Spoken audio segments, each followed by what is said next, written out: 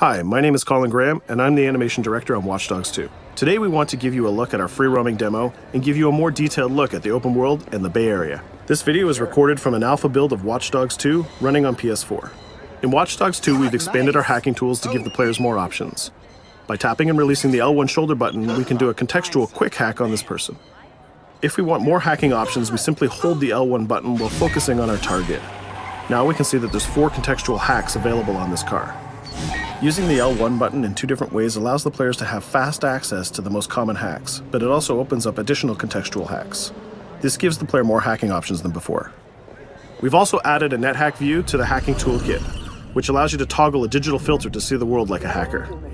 We can easily pick out hacking opportunities and also pick out strange digital signals and data anomalies that are of interest to us. The orange signal indicates that there's a person whose digital profile has interesting properties for us to investigate. So let's take a closer look. When we're exploring the world, NetHack is a very useful tool to help us identify people or items of interest. It's a really good idea when you explore the open world to use your NetHack and look around, because you never know what you'll find. We can hack into his phone and read his text messages to get a clue about what's happening. As a hacker, it's really easy for Marcus to get someone's personal information. This guy's text messages indicate that he's experiencing strange behavior happening on his phone. He seems to think that it happens every time he comes to this exact area. Let's see what our DedSec teammates think about these strange signals. That felt like a rock star pose. Found something weird. Sweet! Get a picture. No, I mean, my MC catcher detector is going off. We really need to find a better name for that. Why? That's the technical name. My Stingray sniffer tells me somebody's leeching data off of people's phones below. Looks like the data's going to Coit Tower. See? Weird. Weird indeed. Marcus has detected that there's an illegal Stingray box deployed somewhere around Coit Tower. We now have access to a new DedSec operation, and we can track it with our DedSec app. You can do any operation you want in the order that you want, as long as you've discovered it and it's in your DedSec app.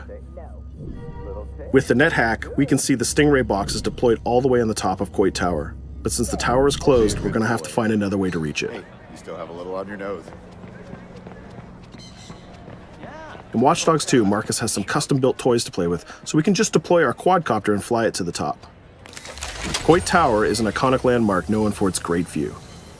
From here, you can see the whole city is accessible. You can visit landmarks like Sutro Tower, you can explore Golden Gate Park, or take a drive across the bridge to Marin. You can sail the bay on a sailboat, or you can visit Alcatraz, or maybe take a selfie with the sea lions on Pier 39. You can also travel across the Bay Bridge to Oakland, or take the freeway south to Silicon Valley. You can also take your time and explore San Francisco's diverse neighborhoods like Chinatown, Castro, or even the Tenderloin. With the drone, we can easily hack into the Stingray box and track its source.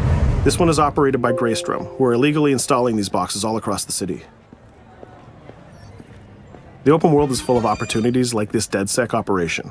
All you have to do is explore the environment using NetHack and the Profiler to find them all.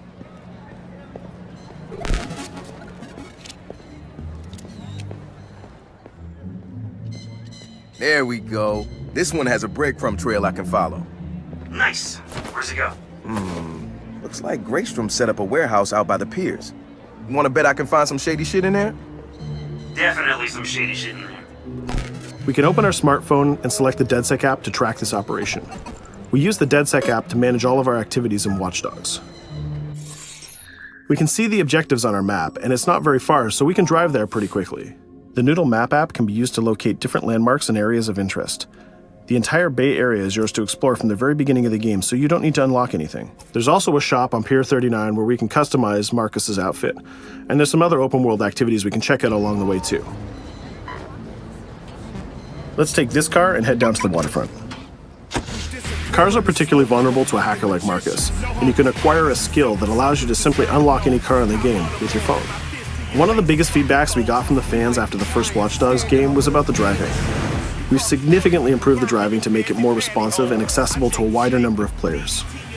Driving was reworked extensively with a team of experts from Ubisoft Reflections. This is a particularly important improvement because San Francisco is known for its steep hills and its tight winding streets.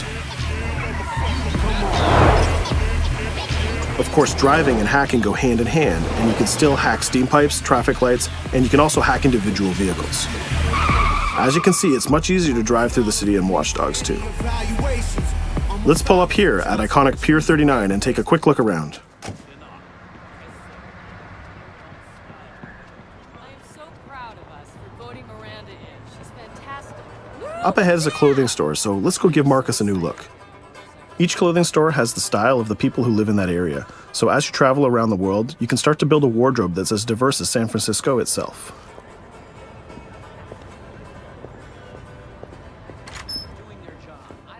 There are over 700 unique items of clothing that Marcus can purchase to wear, with over 1 billion possible combinations. We can go into the fitting room menu and browse a selection of items found in the store. Let's start by switching up Marcus's jacket. Each item of clothing in the shop is handcrafted to fit Marcus's overall look. You can mix and match any pieces of clothing you want. You can change your hat, glasses, face mask, bag, shirt, pants, and shoes. There's some nice Normcore hoodies in here, but I think we should go with the shirt with the giant skull on it. Let's take a look at what we got for shoes. Since people who come to Pier 39 are often tourists, we have styles of shoes that they would buy. We can go with these comfortable gator shoes or maybe some open-toe sandals. Or if you really want to make a statement, you can buy the awkward socks and sandals combo.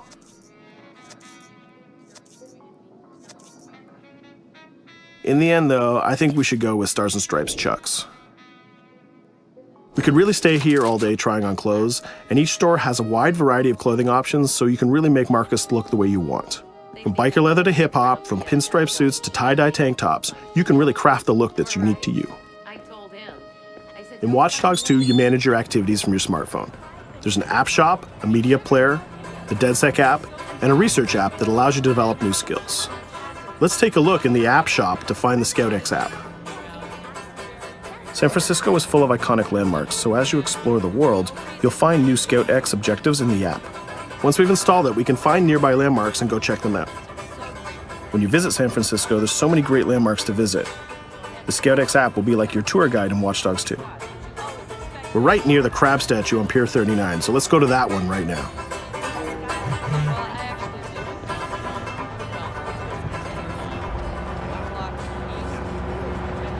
These tourists have the right idea. We'll just pop open our phone and select our camera and take a picture of this giant crab. Let's make it a selfie and use the California Vibe filter.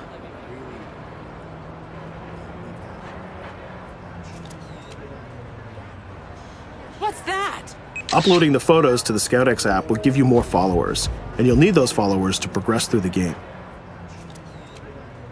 So we had a look around and we bought some new clothes, but let's get back on track and head to that next pier, and we'll take care of that stolen data at the Greystrom site.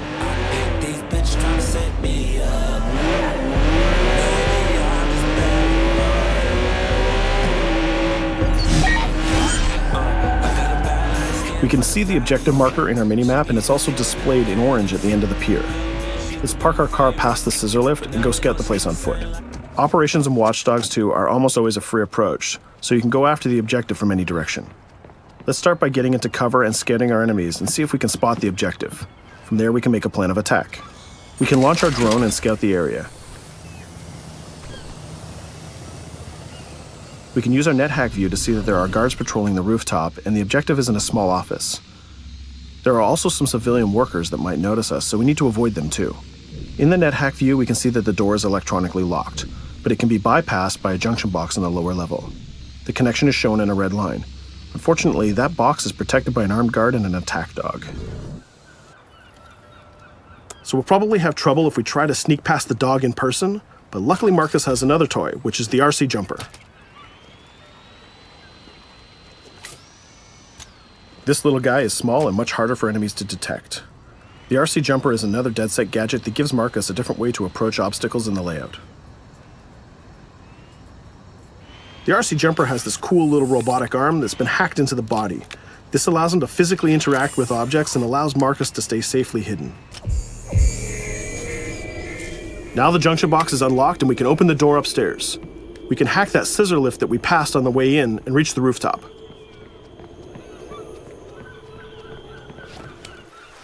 By hacking into the OS of the scissor lift, Marcus can take remote control of it. Not only can you raise it up and down, but you can actually drive it around anywhere you want in the world.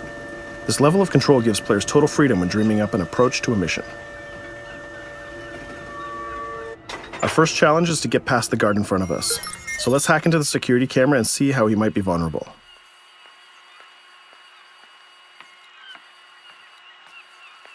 There's an industrial air conditioner unit that we can hack.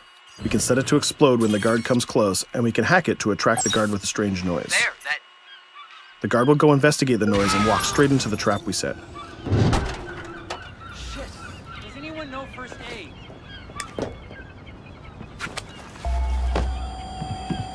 And just like that, we've taken out the guard, created a distraction, and slipped into the compound.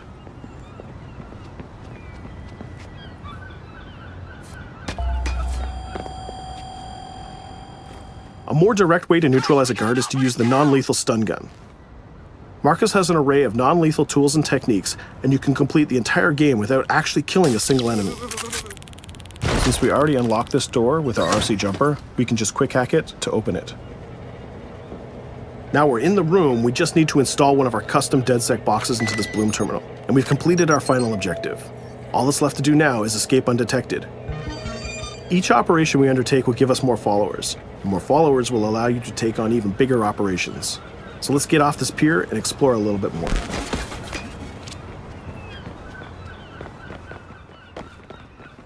Tell me you fucked up their hardware? I left an expensive little present in their system, and they're going to pay for it. Damn, you sound like Jimmy Siska. Hell yeah!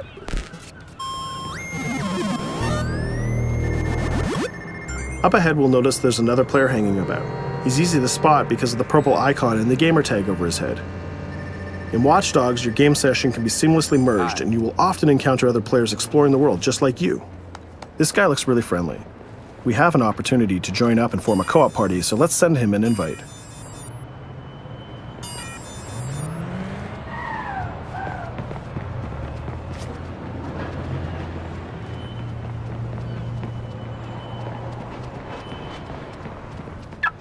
Now that we're joined in a session, we can complete co-op missions together and take on even bigger and tougher targets. 2 hackers are better than 1.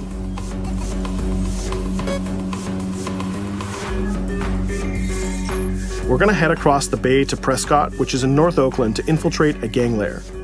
We can get there by driving across the Bay Bridge together.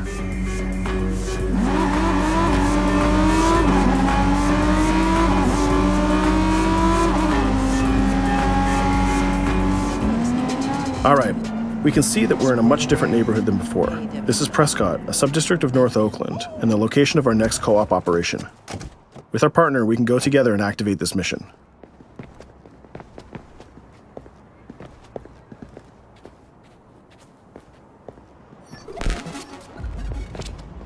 Marcus, we have operations popping up everywhere. Some of them are 2 hacker jobs. Where you need me? Sending you the coordinates. And Marcus, it works both ways. When you need help, fire off a call and we'll send someone your way for the assist. This area is a free approach, so we can tackle it any style we want. Since we're now 2 hackers working together, we'll cover our partner from the sky and help him out with some well-timed hacks. We can distract this guard by hacking his phone, and our friend will take him down very stealthily. We'll continue to scout the area and find more lookouts, like this gang member on the rooftop. We can automatically tag them, and once they're tagged, both players can see them. Our partner is going to sneak up on the rooftop and take out this guard, and we can help him with some well-timed hacks. If we use a contextual hack on this transformer box, we can attract the guard. Our partner has an easy shot with his stun gun from that distance.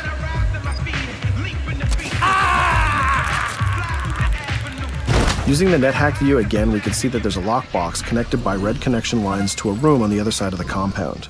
Inside this room, we see our 2 targets meeting up, and it's a perfect place to take them down simultaneously. We need to get that box unlocked and get into that room. As we continue to scout this area, we can see this compound has a lot more guards than the last one, and they look very heavily armed. We'll need to take care of these guards if we get detected. There's also a car parked in the garage, so we might need that to escape later.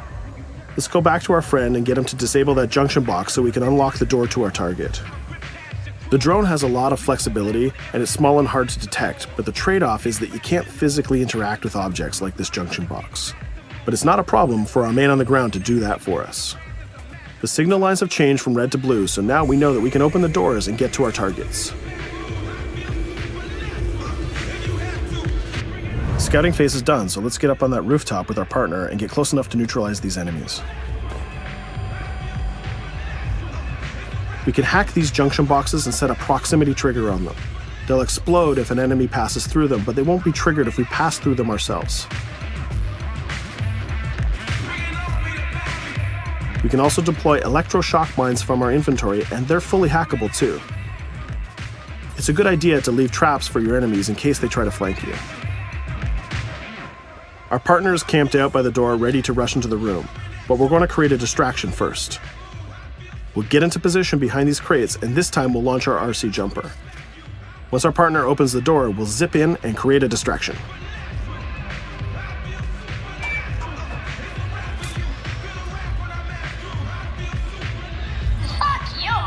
Our jumper has another feature too. It can launch foul-mouthed taunts and make people angry.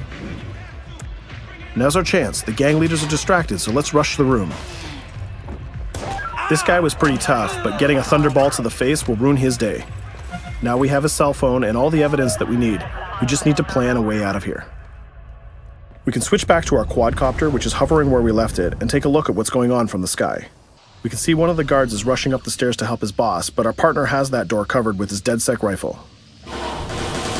There's another guard on the ground level who's alerted to our gunfire, so let's use a contextual hack on him. We've changed his profile to make a rival gang think that he's a police informant. The rival gang will come to this compound and take care of him for us. Things are heating up, so we're going to have to improvise a little bit. We can hack the car in the garage and reverse it away from the enemies so we can use it for our getaway. The rival gang just arrived and they've engaged in a gang war with the remaining guards. These guys aren't messing about. They're armed with grenades and body armor. We'll take some higher ground and use our DedSec 3D printed assault rifle to take them on. They're here somewhere. Find them. Hey, we lost us. A call. We better leave it. There's still one guard left, so we can hack his headset, which leaves him vulnerable to a takedown.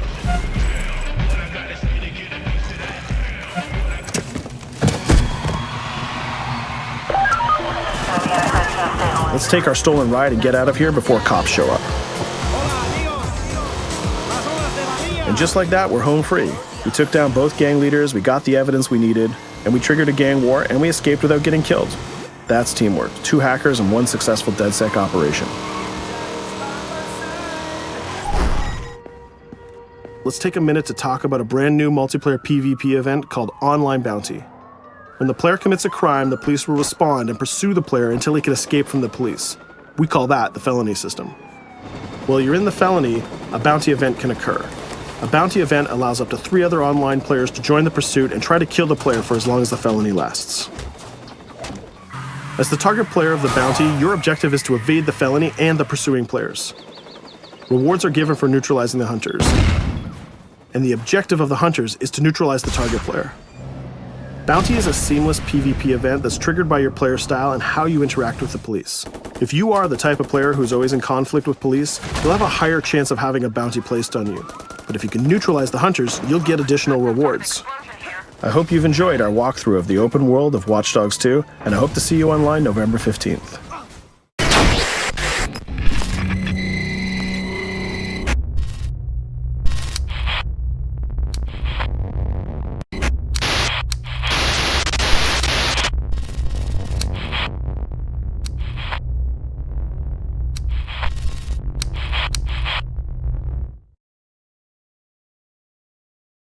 For the players.